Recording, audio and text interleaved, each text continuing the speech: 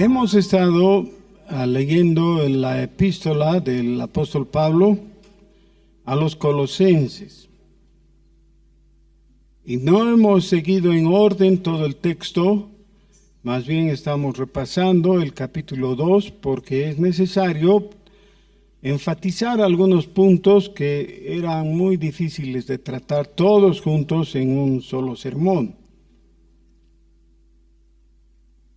Por eso, por favor, les ruego abrir sus Biblias en Colosenses capítulo 2, de nuevo, desde el versículo 8. Colosenses 2, 8 para adelante.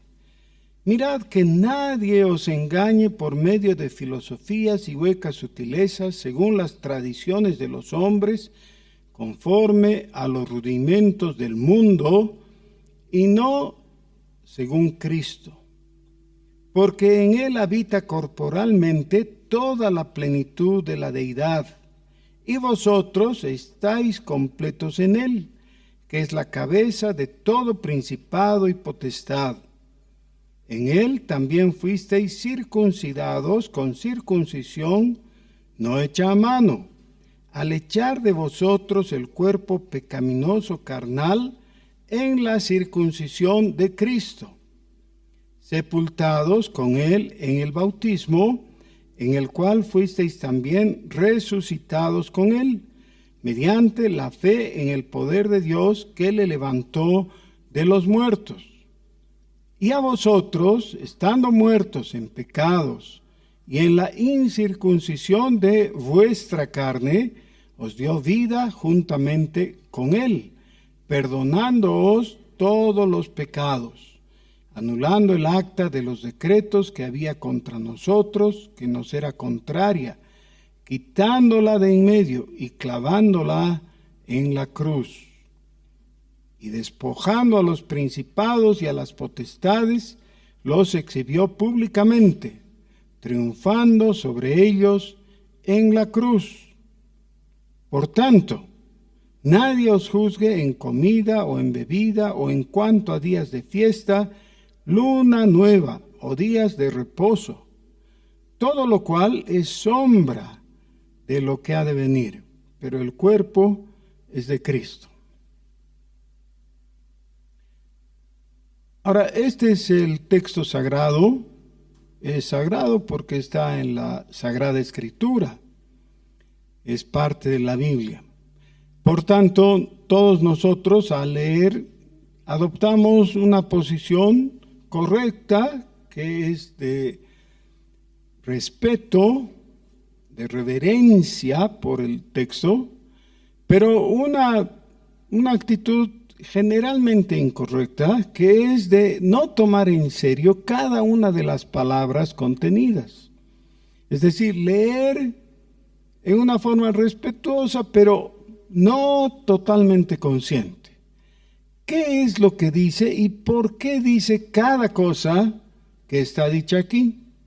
Por ejemplo, en el versículo 17 dice, todo lo cual es sombra de lo que ha de venir, pero el cuerpo es de Cristo. Podemos entender hasta la primera frase del versículo 17 sin dificultad. Todo esto de los ritos y los actos que cumplimos son sombra de lo que ha de venir. Con eso no hay dificultad. En la segunda frase, pero el cuerpo es de Cristo, decimos, ¿y eso qué tiene que ver? Y nos damos cuenta que hemos leído, sí, con cierta atención y con cierto grado de reverencia, pero no con la actitud de entender cada palabra. Porque cada palabra está en la Escritura está puesta ahí por Dios con intención. No está para adornar. ¿Qué tiene que ver que el cuerpo sea de Cristo con referencia a que nadie os juzgue en comida o en bebida, etcétera? Por eso nos damos cuenta que hemos leído pero quizás no hemos reflexionado suficientemente para entender qué es lo que nos está diciendo. He mencionado ya en sermones anteriores que aquí hay 4 nadies. La palabra nadie está 4 veces. La primera en el versículo 8. Nadie os engañe. En el versículo 16. Perdón, he saltado una que no hemos leído en este pasaje, por eso se me pasó. Pero la primera vez está en el capítulo 2, versículo 4. Esto os digo para que nadie os engañe.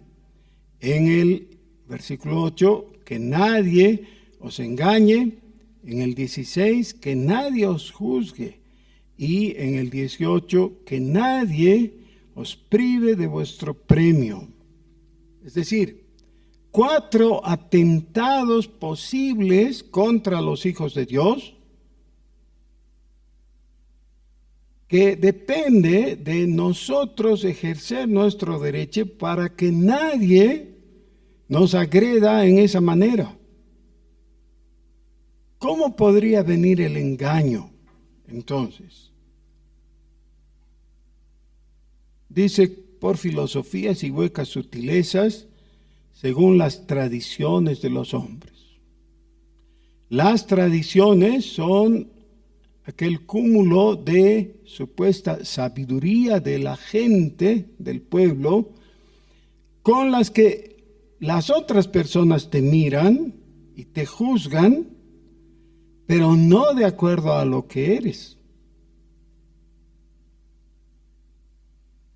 Hay situaciones en las que una a otra persona juzga, en el buen sentido de la palabra. Recuerdo el testimonio de un amigo que fue a pedir la mano de la chica para casarse y la suegra, o sea, la mamá de la chica, le dijo, quiero decirle algo. Mi hija no sabe cocinar en absoluto, no sabe nada, no tiene ni idea de qué hacer en la cocina. ¿Está usted consciente de eso? Y él no sabía tal cosa, no estaba enterado de esa situación. Y él le dice, bueno, no sabía, pero no me importa tampoco. La suegra continúa y le dice, ¿y usted sabe? Sí, dice él. Sí, sé cocinar, he aprendido porque vivo solo y me ha parecido interesante, así que he aprendido y sé. ¿Y no le importa? Le dice la suegra. Y él dice, por ahora no. Bueno, seguramente al iniciar la conversación, la chica no estaba consciente de que iba a haber juicio respecto a ese punto, a ese aspecto de su persona. No sabía cocinar. Cuando él nos contó eso, dijo, ahora cocina de lo mejor, ¿no? Lo hace muy bien. Ya aprendió, pero en ese momento no sabía cocinar. Ahora, todos estamos dispuestos a ser juzgados en aquello que consideramos nuestro fuerte. Pero no nos gusta tanto cuando nos juzgan en otro aspecto. La persona que es predominantemente deportista, por ejemplo, se siente incómoda cuando se trata de algo muy físico, ¿no? O más bien, cuando se trata de algo intelectual. Y el intelectual no le gusta que vean o que pongan atención en sus condiciones físicas. ¿Bien? Cada uno tiene su fuerte y sus debilidades. Pero ya respecto a la religión, por usar una palabra que nos sirva en este caso, ¿cuál es el juicio que ejerce la gente en general? Y ahí encontramos que hay un juicio de acuerdo a las tradiciones de los hombres. Es decir, lo que la mayoría dice y cree que está bien, eso se constituye en el parámetro por el que tratan de juzgar a los demás. Pero el apóstol dice, nadie os juzgue por eso, ni por filosofías, ni por huecas sutilezas, que son según las tradiciones de los hombres. Y todo eso constituye el rudimento del mundo. ¿Qué es el rudimento? Las bases. Pero no constituye lo importante, es decir, según Cristo. Ahora, vamos a suponer que estamos en la fila de la gente que está esperando a la puerta del cielo. Esta es una fábula, por favor, ya no es así la cosa, pero la gente en general está esperando y entonces toca la puerta, abre San Pedro, otra vez, es una fábula nomás. Y dice, ¿por qué debiera dejarte entrar? Y entonces la persona dice, bueno, porque yo he sido una persona muy caritativa. Y otro dice, yo he sido una persona muy cuidadosa en cuanto a mis finanzas, siempre he tenido cuidado, no he estafado a nadie. Otro dice, yo he sido sobresaliente en los deportes. Otro dice, yo volaba parapente. Y así sucesivamente cada cual saca para mostrar aquellos logros que ha tenido y que, según él, le darían la calificación como para estar aprobado. Y los rudimentos del mundo dan eso, dan esa calificación. Cuando una persona es esforzada y trabaja por el bien de la humanidad, el mundo la califica de buena, ¿no? Hay una antigua canción, cuando digo antigua es de la época de los 60, 70, ¿no? Cantaba Gina María Hidalgo. Me llamaba la atención muy fuertemente porque es una canción para María Curie, no sé si se pronuncia así exactamente, pero una científica, ¿no? Que sabiendo que estaba recibiendo daño por la radiación, llevó adelante un experimento porque creía que con eso iba a beneficiar a la humanidad, ¿no? Y algunos de los tratamientos médicos que se realizan ahora están basados en los descubrimientos que ella ha hecho. Entonces, la canción de esta cantante, Gina María Hidalgo, una canción muy linda, ¿no? Exalta a María Curie por su bondad, ya por su apego a la humanidad en general. Bueno, si es así, la mayoría de la gente no califica. No podemos ser calificados como gente que merece ser recibida en el cielo por San Pedro. Una vez un hombre saliendo de la anestesia porque había sido operado, por fin abre los ojos y ve a la persona que estaba muy cerca a él y le dice, doctor, ¿cómo salió mi operación? Y él le dice, no soy doctor, soy San Pedro. Eso es para que me sonrían un poco.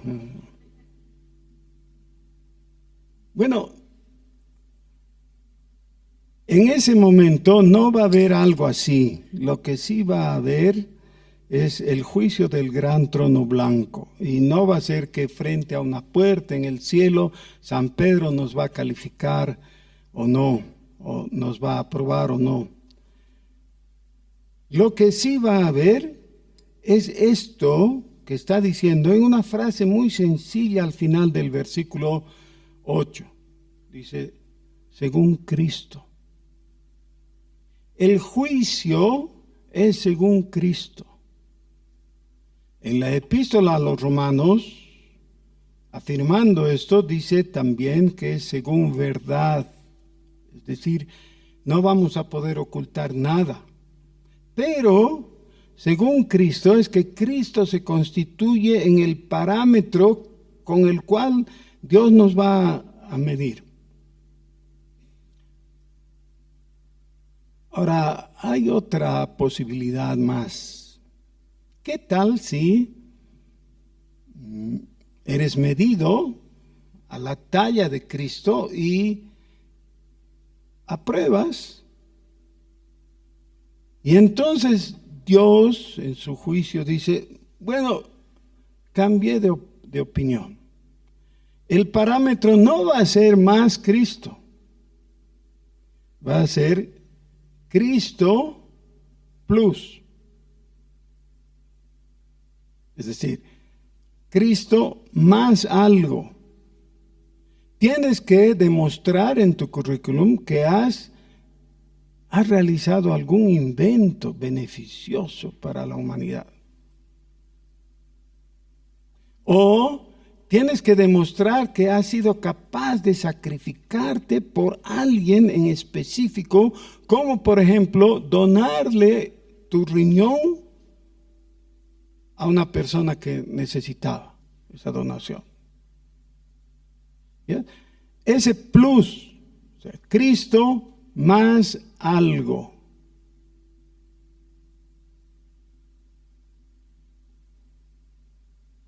Cuando nos esforzamos por agregar algo a la persona de Cristo, ahí echamos a perder todo. ¿Qué significa según Cristo? Significa que todos nosotros, creyentes en Jesucristo, debiéramos estar identificados con Él de una manera plena. Identificados porque el sacrificio de Cristo se convalida para aquellos que se han identificado con Él. Y esa identificación se da en el bautismo. El símbolo de esa identificación se da en el bautismo. Es decir, tú puedes afirmar, puedes creer, puedes firmar algo y creer que con eso está hecho. Pero Dios ha establecido que el método de identificación con Cristo sea el bautismo. Y por eso es que a partir de esta época de los apóstoles, cuando Pablo escribe la epístola, se han discutido algunos temas al respecto. Por ejemplo, se discute el tema del bautismo de infantes. Las iglesias de tradición reformada, las luteranas, las anglicanas, que constituyen más o menos el 60% de todo el protestantismo, realizan el bautismo de infantes. Los demás evangélicos o protestantes dicen que ese bautismo no es válido, que solamente deben bautizarse los adultos. Y de vez en cuando yo mismo le he restado importancia y he pensado, bueno, estamos en desacuerdo, ¿para qué darle tanta atención a un tema que es cuestión de forma simplemente? Pero cuando vemos el texto desarrollado aquí en la epístola a los Colosenses, encontramos que no es cuestión solo de formas, que necesitamos la forma correcta, necesitamos estar bien enterados de qué se trata. Así que vamos a hacer un pequeño paréntesis al respecto del texto mismo de Colosenses para entrar en este asunto. Ahora veamos. En la relación más básica, original que hay entre Dios y nosotros, reconocemos que Dios es nuestro creador, Él es el supremo, y nosotros somos la criatura. Y junto con las demás criaturas, componemos todo eso que es el mundo en el sentido positivo de la palabra. Es decir, en el principio creó Dios los cielos y la tierra. Todo ha sido creado por Él. Quiere decir, solamente se puede entrar en una de estas dos categorías: el creador y la creación. Nada más. Ahora, ustedes dirán, bueno, pero ¿quién no sabe eso? Es tan básico. ¿Saben qué? Necesitamos tener claro eso aquí y ahora, muy claro, porque cada vez más en nuestra sociedad ese pensamiento, ese concepto es dejado de lado. Por ejemplo, yo no sé si todos ustedes saben, ahora en los colegios, especialmente en los fiscales, hay un proyecto educativo que se sigue, ¿no?, con la ley Avelino Cignani.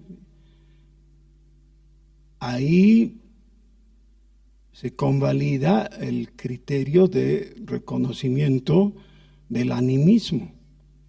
No con ese nombre exactamente, ¿no? Pero todo esto de la Pachamama y todo. ¿Qué quiere decir? De hecho, ya se ha distorsionado el concepto claro y básico de un Dios creador y la creación. Y listo, eso es todo. En el pensamiento mágico animista hay diversidad de seres. Realmente no se reconoce explícitamente a un Dios creador. Hay toda una confusión.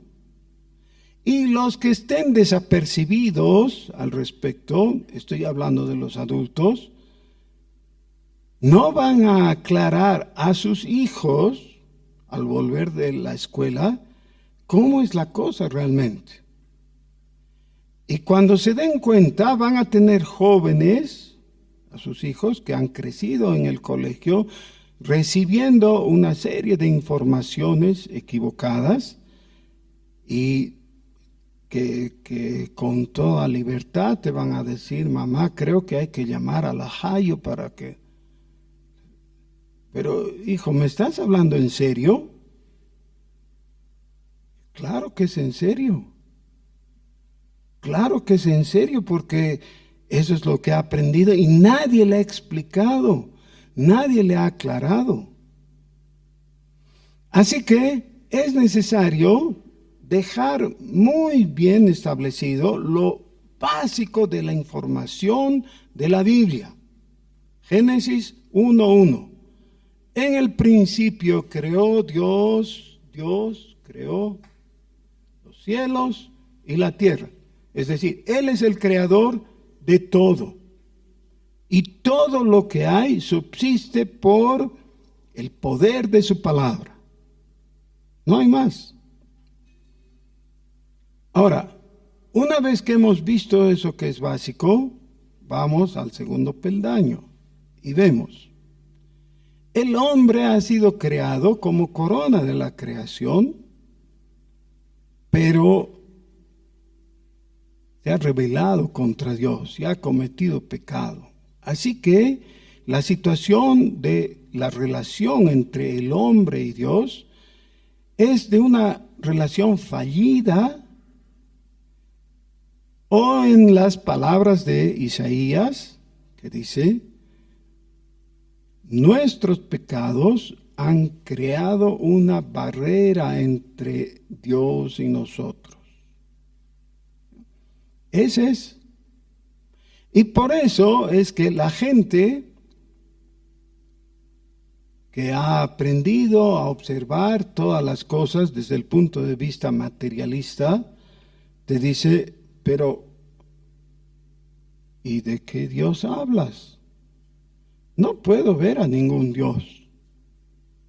¿Dónde está tu Dios? Y miren que ese es el tenor de 3 salmos. ¿Ya? El libro de los Salmos refleja ese pensamiento humano. ¿De qué Dios me estás hablando?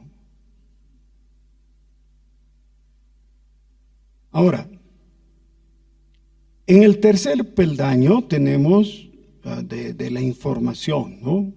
Que la relación con Dios, aunque está interrumpida en cuanto a la comunión y en cuanto a el futuro escatológico, no está interrumpida en el sentido de que Dios todavía tiene sus ojos de amor por todos nosotros.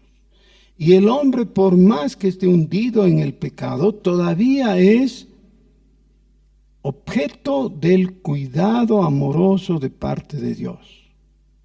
Todavía Dios da evidencias de su bondad. Eso tiene que ver con la gracia común.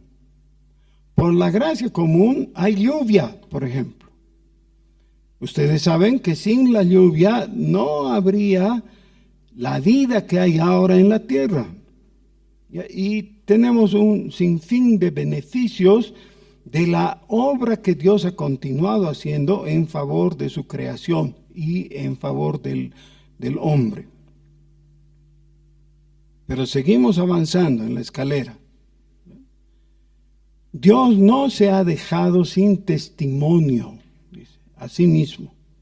Dios ha comunicado la verdad del Evangelio a través del principio. Aún en la primera conversación después del pecado del hombre, Dios ya ha dado lo que se conoce como el protoevangelio, es decir, el inicio del Evangelio. En Génesis capítulo 3, versículo 15, donde Dios promete vencer a la serpiente a nuestro favor a través de Jesucristo.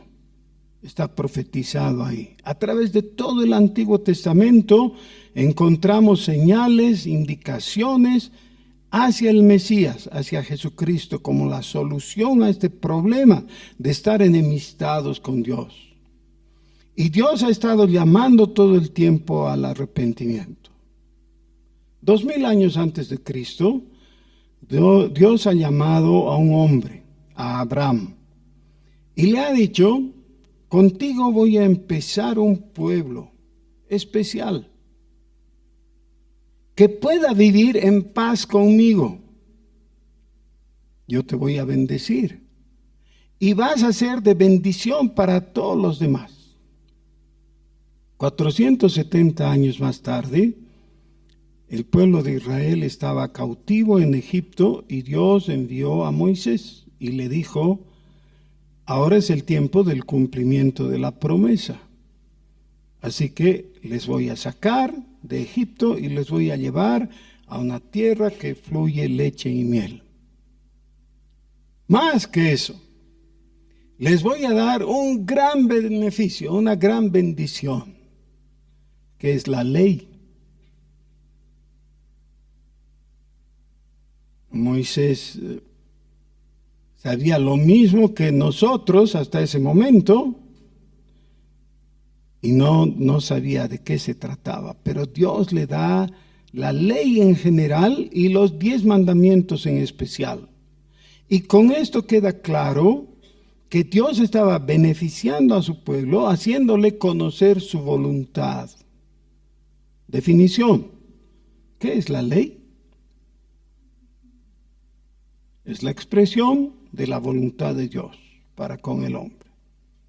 Cuando alguien no sabe qué quiere Dios, solamente tiene que ir a la ley, y en la ley está expresada esa voluntad en forma clara y precisa.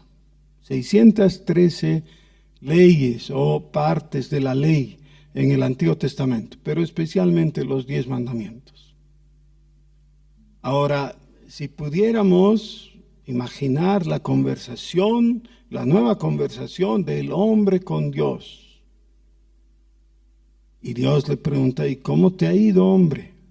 Y el hombre dice: mal, Porque aunque tú me has dado la ley, me he dado cuenta que soy incapaz de cumplir la ley. Prácticamente, cada uno de tus mandamientos yo he quebrantado, he fallado. Y ahora no solamente estoy en la misma condición que antes de recibir la ley, sino que estoy peor, porque conociendo la ley he hecho lo malo. Soy más culpable. Ahora, en la epístola a los Gálatas, el apóstol Pablo hace una aclaración vital, que es, Dios no dio la ley como una manera para que el hombre alcanzara salvación. El cumplimiento de la ley no es para salvación, porque es imposible cumplir la ley. Y aunque cumpliéramos una parte de la ley, dice Santiago 2:10, que aquel que cumple toda la ley, pero la quebranta en un punto, se hace culpable de todos. Así que cumplir parcialmente la ley no sirve tampoco. En cuanto a salvación. Y por eso el apóstol Pablo enfatiza esto. La ley no fue dada para que alcances salvación. Fue dada para que te vaya bien. Porque cada vez que obedeciendo la ley hiciste lo correcto, ¿cuál fue el resultado? Te fue bien. Claro, si estás en una situación en la que la tentación es robar, por ejemplo, recuerdas la ley que dice no robarás, y a raíz de eso no robas, ¿qué pasa? ¿Cuál es el resultado? Vas a la cárcel. ¿Ah, no? ¿Qué pasa? Te va bien, claro, no hay delito en ti. Es para eso. Cada uno de los mandamientos, cuando los cumplimos, secularmente, es decir, en términos temporales, redunda en nuestro bien, pero no causa salvación. Por eso Dios ha establecido que la salvación sea el resultado del ejercicio de la fe en Jesucristo. Somos salvos por fe en Jesucristo.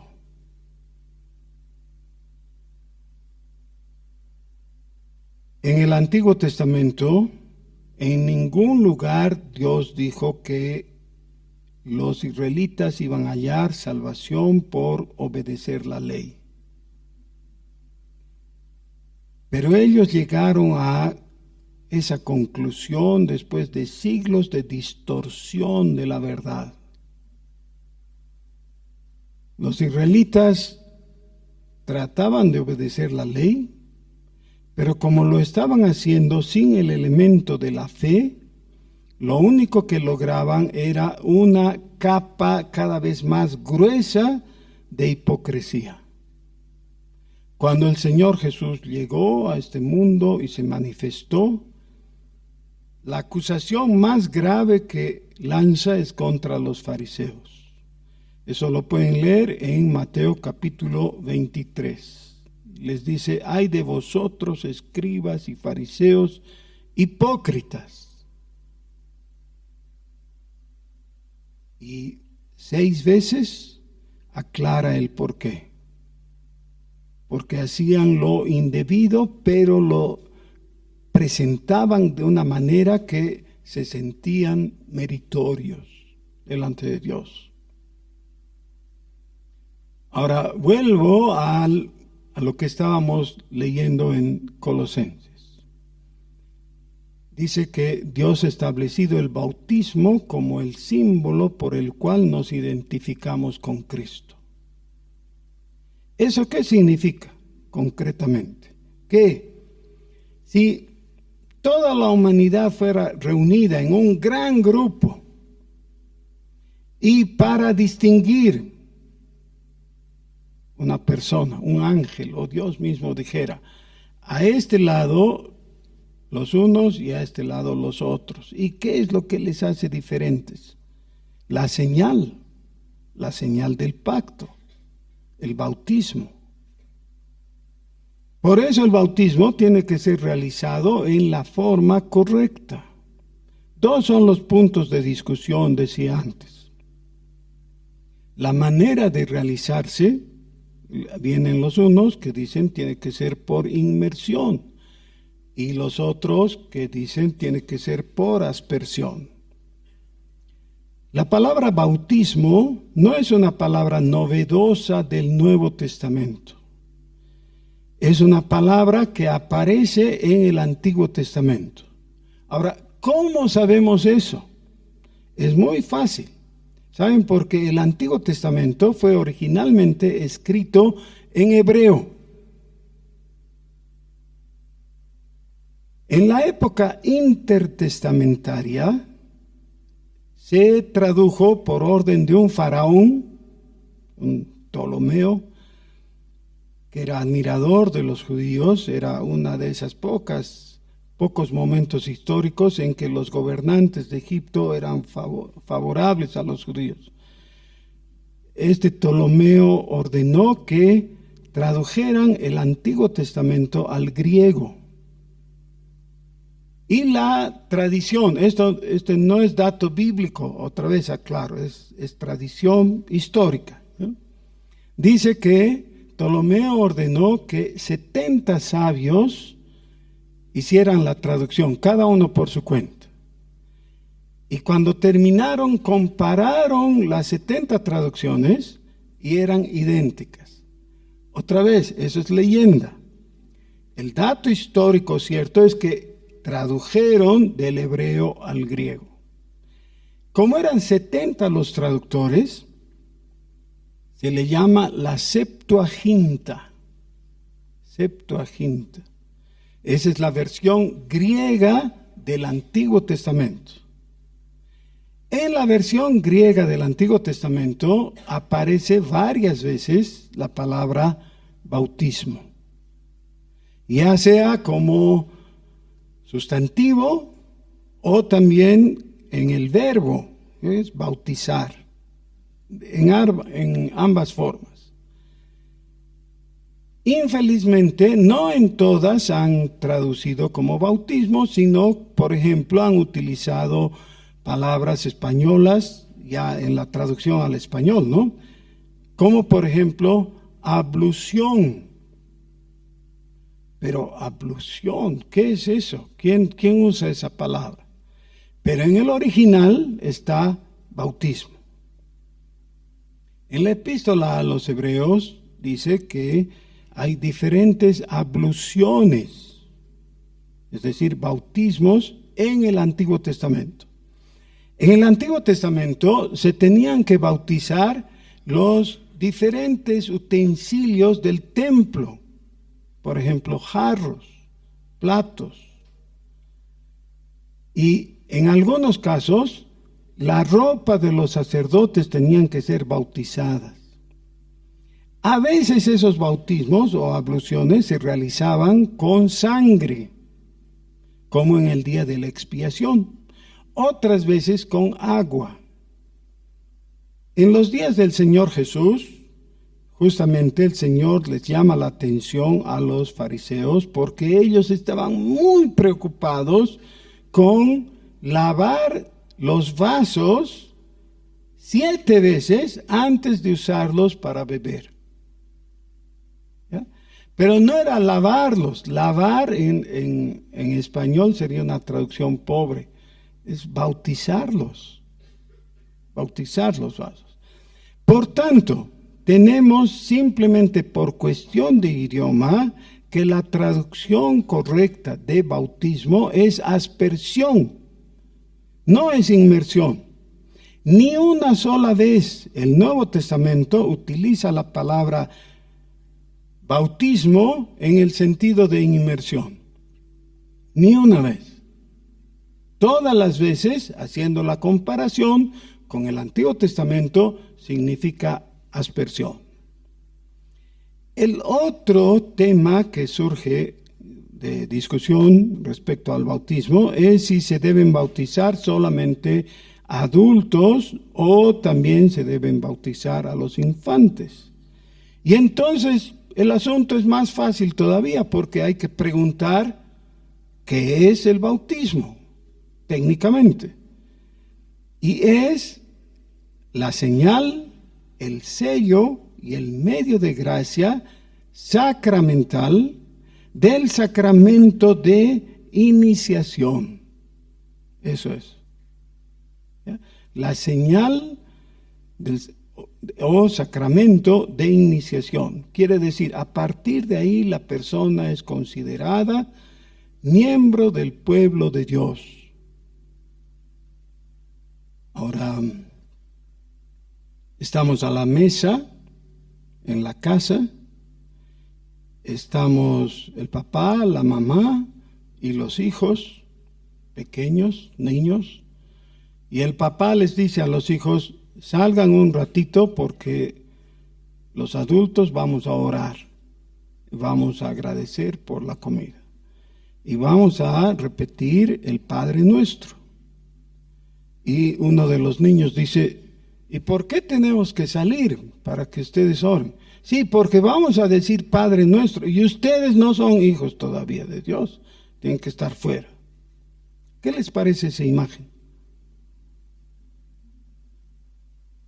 ¿Qué les parece? Es absurda. Por el contrario, lo que hacemos es que estamos sentados a la mesa y a nuestros hijos les decimos, hijitos, vamos a dar gracias a Dios por el pan que nos ha dado. Cuando estás a la mesa, en el momento del almuerzo, del desayuno, ¿tus hijos están prohibidos de comer pan? Otra vez absurdo, ¿no? Claro que no. Más bien, lo que pasa es que en algunos casos, el papá y especialmente la mamá, si hubiera un solo pan, dicen, bueno, yo no voy a comer, que coma mi hijo, ¿no es cierto? Le das el lugar de preferencia para que él coma. Pero si estás diciendo que no es merecedor de dirigirse a Dios como su Padre, estás equivocando todo el propósito de Dios. Claro que les enseñamos a nuestros hijos a decir, gracias a Dios, porque Él nos ha provisto este pan, por su bondad lo tenemos. Y les enseñamos que son parte de la familia de Dios. Les enseñamos a que le hablen a Dios como su propio Padre. Esa es la voluntad de Dios. Ahora, yo una vez hablando de esto con otra persona, escuché su respuesta. Me dijo, sí, pastor, eso está muy romántico, pero no hay instrucción bíblica al respecto. Bueno, pero hay. Claro que hay. Pedro predicó en Pentecostés y le enseñó al pueblo a hacer algo, a arrepentirse y a dirigirse a Dios.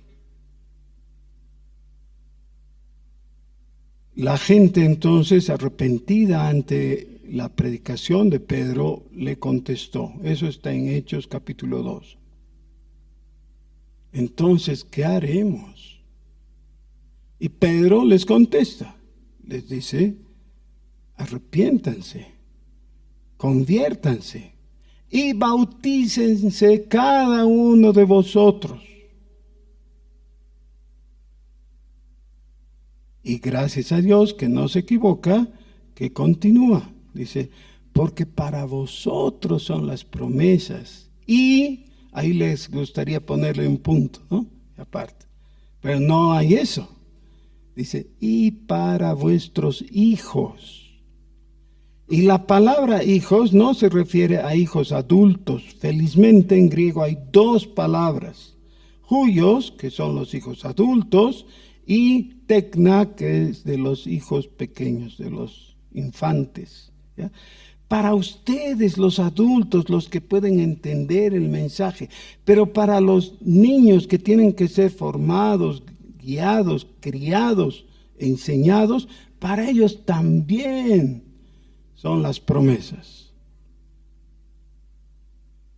Si es que alguien se empeña en negar el bautismo a los infantes, lo que está haciendo es contradecir a la palabra de Dios. Eso es. ¿Por qué es importante esto? Ahora volvamos a leer. Versículo 11 del capítulo 2 de Colosenses. En él también fuisteis circuncidados con circuncisión no hecha a mano. Y seguramente algunos van a reaccionar y decir, yo nunca fui circuncidado. Sí, porque está hablando en forma alegórica. Sí, literalmente no fuiste circuncidado. Pero ¿cuándo fuiste circuncidado? Dice, al echar de vosotros el cuerpo pecaminoso carnal en la circuncisión de Cristo. Es decir, puesto que Cristo fue circuncidado, su circuncisión es válida para ti. ¿Cuándo? Versículo 12. Sepultados con él en el bautismo, en el cual fuisteis también resucitados con él, mediante la fe en el poder de Dios que le levantó de entre los muertos. Al identificarnos con él, eso es contado a nuestro favor como un signo de identificación de nosotros los pecadores con nuestro Salvador.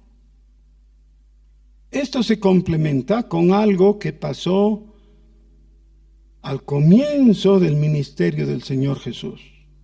El Señor Jesús fue a Juan el Bautista, y recibió el bautismo. Algunos dicen, bueno, pero en el río, sí, porque ese era el agua que había. Fueron al río y fue bautizado. ¿Por qué es importante eso? Porque Jesús fue bautizado identificándose con nosotros los pecadores. El Salvador y el pecador. El pecador es bautizado identificándose con el Salvador.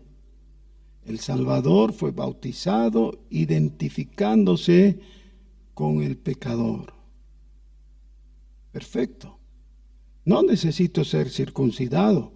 Ya fui circuncidado en espíritu al identificarme con Cristo. Todo esto es importante. ¿Salva el bautismo? No, no salva.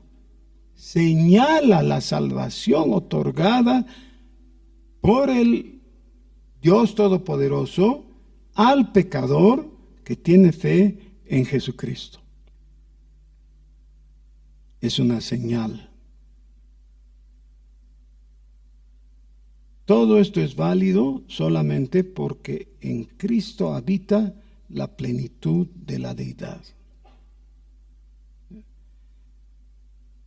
Cuando nos reunimos, lo hacemos para dar culto a nuestro Salvador. Esto estaba ordenado desde el Antiguo Testamento. No nos reunimos para otras cosas que también pueden ser importantes. Nos reunimos para dar culto, es decir, adoración a nuestro Dios. Por un momento veamos la epístola a los Hebreos, capítulo 9, versículo 1.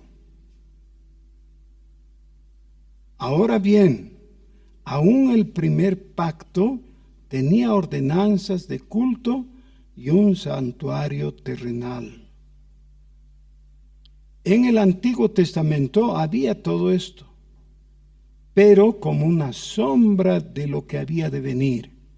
¿Pero qué es lo que tenía? Dice en primer lugar, ordenanzas de culto. Estas ordenanzas son las instrucciones del cómo hacerlo. ¿Cómo tiene que ser el culto? Como me guste.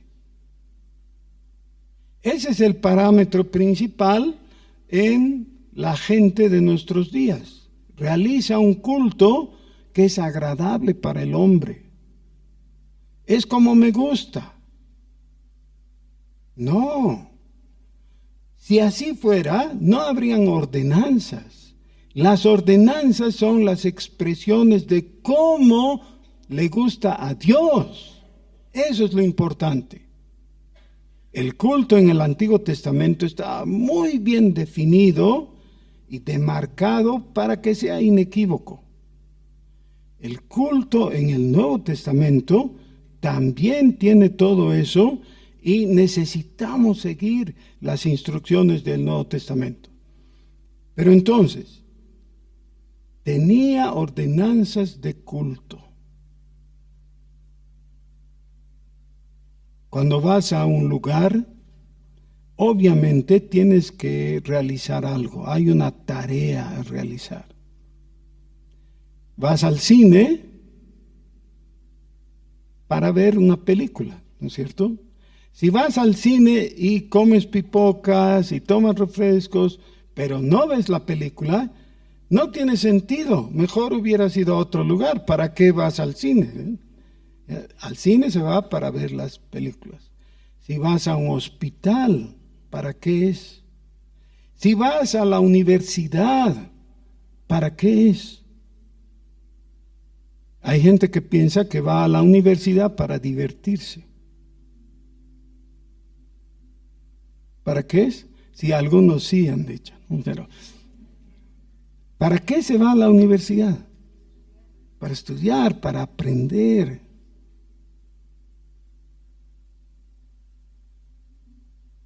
¿Para qué estamos en el grupo de los redimidos que es la iglesia? ¿Para qué? Para obedecer las ordenanzas de culto. Si al terminar esta reunión, cuando tú te vayas, alguien te pregunta, ¿adoraste?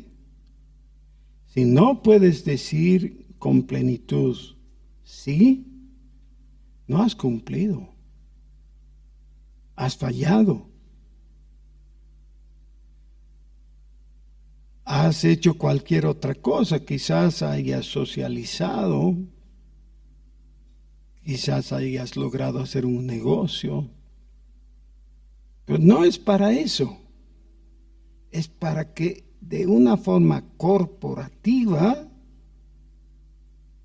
demos la gloria a Dios, es decir, adoremos.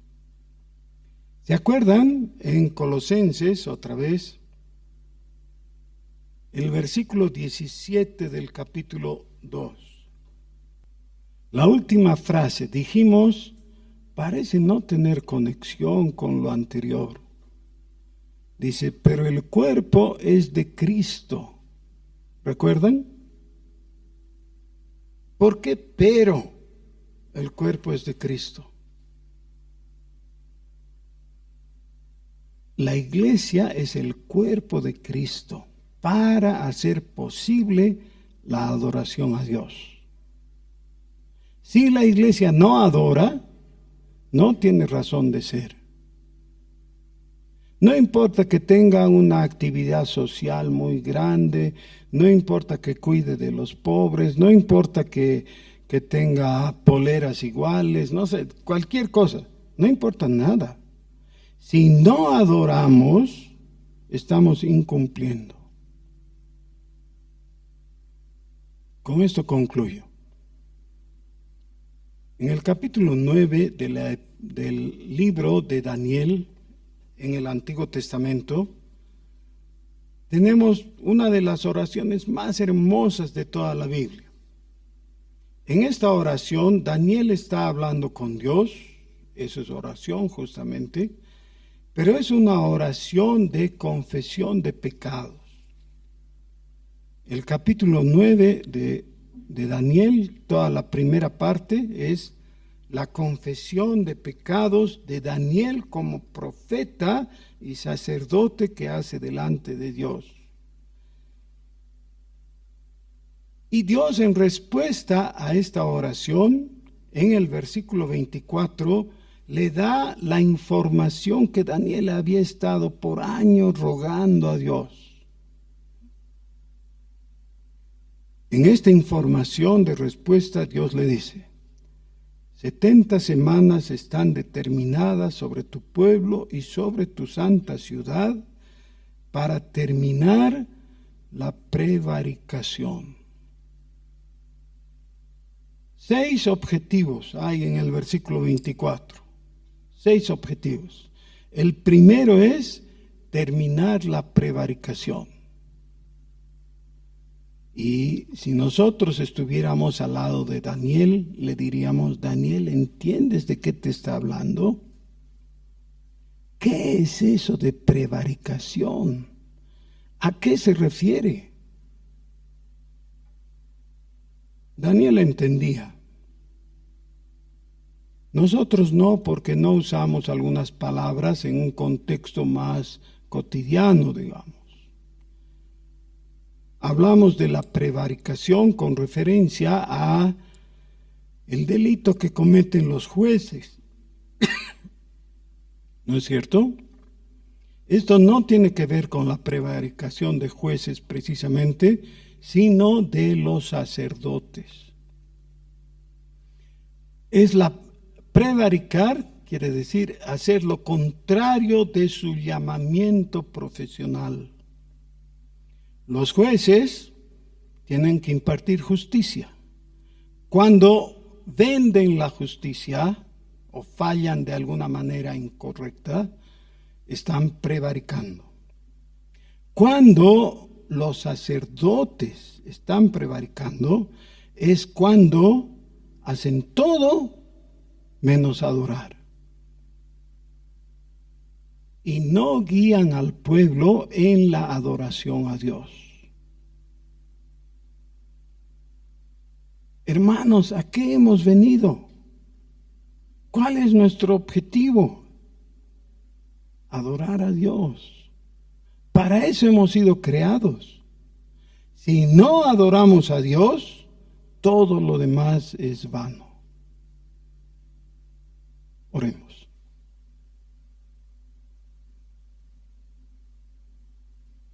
Señor nuestro, Padre Santo, te agradecemos por tu palabra y te rogamos que tú guardes estos tesoros de tu palabra en nuestros corazones y que por tu Espíritu nos vivifiques y nos muevas a la obediencia. Señor, haz de nosotros una congregación que adora, que se postra delante de ti, que te reconoce como el ser supremo que eres, que con humildad te da la gloria. Gracias por haber limpiado nuestros pecados, Señor, habernos limpiado a nosotros de esos pecados, por haberlos quitado. Gracias, Señor, te bendecimos y te adoramos porque tú eres Dios. Bendito seas por Jesús. Amén.